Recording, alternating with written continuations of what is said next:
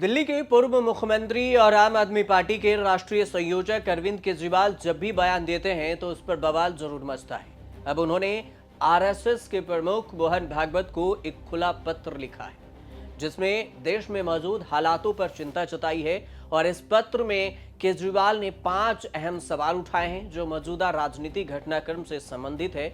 उनको अपनी चिट्ठी में भारतीय लोकतंत्र की सुरक्षा और मजबूत करने से लेकर मोहन भागवत से विचार करने की अपील की है कि अभी प्रधानमंत्री नरेंद्र मोदी के रिटायरमेंट के भी जो चर्चा चल रही है उसको लेकर आप क्या कहते हैं। अरविंद केजरीवाल ने अपने पत्र की शुरुआत करते हुए कहा है कि वे यह पत्र किसी राजनीतिक पार्टी के नेता के रूप में नहीं बल्कि एक सामान्य नागरिक के रूप में लिख रहे हैं। उनका यह कहना है कि देश की मौजूदा स्थिति को लेकर बहुत ही चिंतित हैं और बीजेपी की केंद्र सरकार द्वारा अपनाई जा रही राजनीति को देश के लिए हानिकारक बताया है।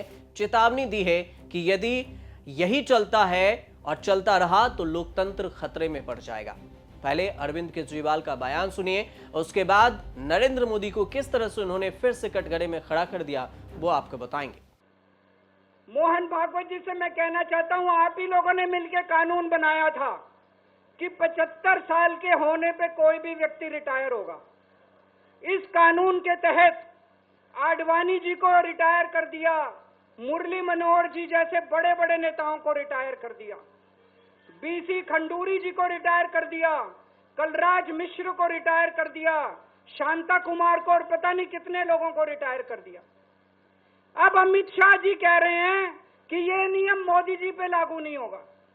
तो मैं मोहन भागवत जी से पूछना चाहता हूं, क्या आप इससे सहमत हो कि जो नियम आडवाणी जी पे लागू हुआ वो मोदी जी पे लागू नहीं होना चाहिए? अरविंद केजरीवाल ने 5 सवाल पूछे कि चुनी हुई सरकारों को गिराने का तरीका क्या ये देश भर में लागू होता है? जोड़ तोड़ के सरकार बनाना, जैसे ईडी सीबीआई के धमकी देकर काम करवाना और उसका दुरुपयोग करना, क्या ये उचित है? आरएसएस इस पर अपनी पार्टी जिसका संगठन को सहयोग करती है उस पर क्या कुछ विचार रखती है? क्या ये तरीका देश और लोकतंत्र के लिए सही है? अरविंद केजरीवाल ने सबसे पहला सवाल यही आरएसएस से पूछा है। सवाल नंबर 2 में पूछा है कि भ्रष्टाचार और राजनीति का गठजोड़ हो गया है। उन्होंने बीजेपी पर भ्रष्ट नेताओं और पार्टी में शामिल होने का आरोप लगाया। केजरीवाल ने जून 2023 की घटना का जिक्र करते हुए कहा कि प्रधानमंत्री नरेंद्र मोदी ने एक नेता पर 70,000 करोड़ के घोटाले का आरोप लगाया था। हालांकि उन्होंने नाम नहीं लिया, लेकिन अजीत पवार पर सीधे निशाना था। लेकिन कुछ दिनों के बाद ही उसी नेता के साथ सरकार बना ली गई। केजरीवाल ने पूछा कि क्या आपने या आरएसएस ने ऐसी बीजेपी की कल्पना की थी? क्या आपको यह सब देखकर दुख नहीं होता? सवाल नंबर 3 ये पूछा है कि आरएसएस की भूमिका क्या है? केजरीवाल ने कहा है कि बीजेपी की जड़ें आज तक जो देखा गया वो आरएसएस से जुड़ी हुई है और यह आरएसएस की जिम्मेदारी है और अगर बीजेपी गलत रास्ते पर चल रही है तो उसे सही मार्ग पर लाए। उन्होंने मोहन भागवत से पूछा कि क्या उन्होंने कभी प्रधानमंत्री मोदी को इन गलत कार्यों से रोकने की कोशिश की? सवाल नंबर 4 ये पूछा है कि जेपी नड्डा का बयान, लोकसभा चुनाव के दौरान बीजेपी अध्यक्ष जेपी नड्डा द्वारा दिए गए बयान पर केजरीवाल ने सवाल उठाया जिसमें नड्डा ने कहा था कि बीजेपी को अब आरएसएस की जरूरत नहीं है। केजरीवाल ने यह भी कहा कि आरएसएस बीजेपी की मां की तरह है और अगर बेटा मां को अनदेखा करने लगे तो यह गंभीर बात है। उन्होंने जानना चाहा कि नड्डा के इस बयान पर मोहन भागवत की क्या प्रतिक्रिया थी और क्या आरएसएस इससे आहत हुआ था। इसके अलावा जो 5वां सवाल है, सबसे अहम सवाल अरविंद केजरीवाल ने आरएसएस से पूछा है वो ये कि 75 साल का रिटायरमेंट नियम लागू होगा। अरविंद केजरीवाल ने सवाल उठाया है कि बीजेपी ने 75 साल की उम्र के बाद नेताओं को रिटायर्ड करने का नियम बनाया था जिसके तहत लालकृष्ण आडवाणी, मुरली मनोहर जोशी, बीवी खंडूरी, शांता कुमार और सुमित्रा महाजन जैसे वरिष्ठ नेताओं को रिटायर्ड कर दिया गया। लेकिन अब यह नियम प्रधानमंत्री मोदी पर लागू नहीं हो रहा। उन्होंने पूछा कि क्या यह नियम सभी के लिए समान नहीं होना चाहिए? क्या मोदी जी इसे लागू करने के लिए आपकी सहमति है या फिर वो आपसे सहमति लेंगे? सबसे अहम सवाल ये इसलिए भी है क्योंकि प्रधानमंत्री नरेंद्र मोदी की उम्र को लेकर सवाल पूछा जा रहा है और कहा जा रहा है कि 75 साल के होते ही प्रधानमंत्री रिटायर्ड हो जाएंगे या फिर रिटायरमेंट ले लेंगे। दरअसल 75 साल में रिटायर होने की चर्चा इसलिए हो रही है क्योंकि प्रधानमंत्री मोदी ने मई 2014 में पहली बार प्रधानमंत्री बनने के बाद यह नियम पेश किया था कि 75 साल की उम्र से ज्यादा का कोई व्यक्ति केंद्रीय या राज्य सरकार में कोई प्रशासनिक पद नहीं रखेगा। यह कोई आधिकारिक नियम नहीं था, लेकिन पार्टी ने उस समय इसे नीति की तरह अपनाया था। 2019 में इसका असर भी देखने को मिला। 2019 में बीजेपी ने 75 साल से ज्यादा उम्र के 20 से ज्यादा दिग्गज सांसदों को बाहर का रास्ता दिखा दिया। उसमें लालकृष्ण आडवाणी, मुरली मनोहर जोशी, सुमित्रा महाजन, कलराज मिश्र, बीएस कोश्यारी, बीसी खंजूरी और करिया मुंडा, शांता कुमार, ये सारे नेता थे। उनमें शत्रुघ्न सिन्हा का भी नाम था, जिन्हें कहा था राजनीति से संन्यास ले लीजिए।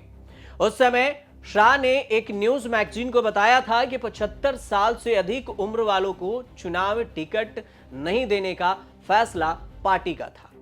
2022 में बीजेपी के संसदीय बोर्ड में शामिल किए गए दलित नेता सत्यनारायण जटिया ने दावा किया कि बीजेपी के पास 75 साल से ऊपर के लोगों को चुनाव लड़ने से रोकने वाला कोई नियम है ही नहीं। मोदी सरकार के इस फैसले को राष्ट्रीय स्वयंसेवक संघ यानी कि आरएसएस की भी तब सहमति थी जब बीजेपी ने 2014 के आम चुनाव में जीत हासिल की, तो पार्टी ने मार्गदर्शक मंडल बनाने का फैसला किया और इसी मार्गदर्शक मंडल में लालकृष्ण आडवाणी को रखा गया, मुरली मनोहर जोशी को भी रखा गया और ये दो बड़े नाम थे जिन्हें मंत्रिमंडल से हटाकर मार्गदर्शक मंडल में शामिल किया गया।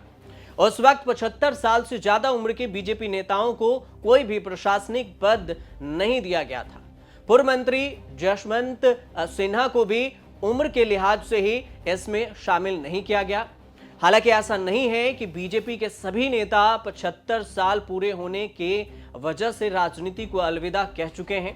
मिसाल के तौर पर आप देखें तो बीजेपी के ही नेता हैं टीआर पारविंदर, रंजीत चौटाला एनडीए में हैं और जबकि उनकी उम्र रिटायरमेंट की हो चुकी है। इसके अलावा मथुरा से बीजेपी की जो सांसद हैं हेमा मालिनी, उनके भी 75 साल पूरे हो चुके हैं।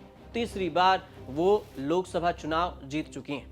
ऐसा पहली बार भी नहीं है जब बीजेपी से प्रधानमंत्री नरेंद्र मोदी के रिटायरमेंट का सवाल उठाया गया हो और आम आदमी पार्टी ने पहली बार उठाया।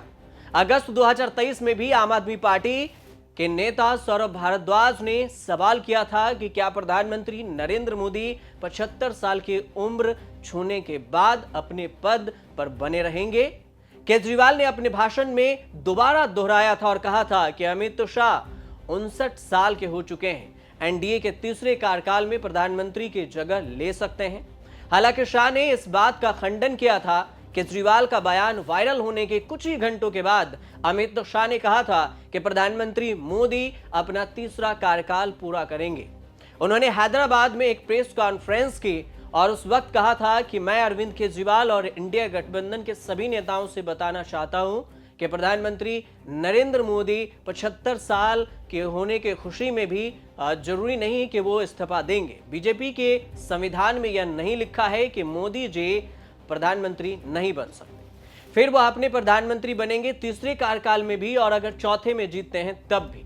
प्रधानमंत्री मोदी की उम्र इस समय 74 साल है। वह सितंबर 2025 में 75 साल के हो जाएंगे। हालांकि अमित शाह का कहना है कि वो कानून मोदी जी पर लागू नहीं होगा। आप देखते रहिए न्यूज़ तक।